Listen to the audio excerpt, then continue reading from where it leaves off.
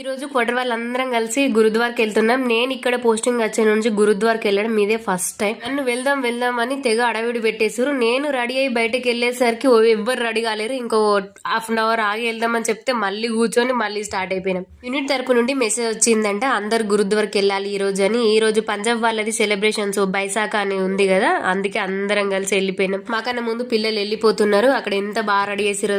రోజు వాకింగ్ వస్తాం. ఒక 1 వీక్ నుండి గురుద్వార్ ను రెడీ చేస్తున్నారు వీళ్ళు. సరిగా లోపలికి వెళ్ళేటప్పుడు ఇలా కట్టుకొని వెళ్ళాలి. ఆడవాళ్ళకి ఏదైనా చున్నీ లేకపోతే అట్లని క్లాత్ కట్టుకోవాలి. అబ్బాయిలకి అయితే తప్పనిసరిగా కట్టి తీసుకెళ్లాల్సిందే. ఇంకా మేము వెళ్ళేసరికి పూజ కంప్లీట్ కాలేదు. కాసేపు కూర్చొని పూజ అయిన తర్వాత తినేసి ఇక మళ్ళీ రిటర్న్ అయిపోయినా. ఏమేమి పెట్టిరో చూడండి. మళ్ళీ వచ్చిన తర్వాత ఎవరైనా ఎవరి రూమ్ కి వాళ్ళు వెళ్తున్నారా అని అంటే అట్లా కాదు, మళ్ళీ వచ్చి కాసేపు ఇక్కడ రెస్ట్ తీసుకుంటున్నారు వీళ్ళు. వాళ్ళు వెళ్ళరు, మనల్ని వెళ్ళనియ్యరు. భయ్య ఎట్లా ఇక్కడ లేనే లేడు, ఇప్పుడు లోపలికి వెళ్ళి నువ్వేం చేస్తావని అంటే ప్రతి వీడియోలో కనిపించేది వీళ్ళే కదా. ఇదే నా తొట్టి గ్యాంగ్.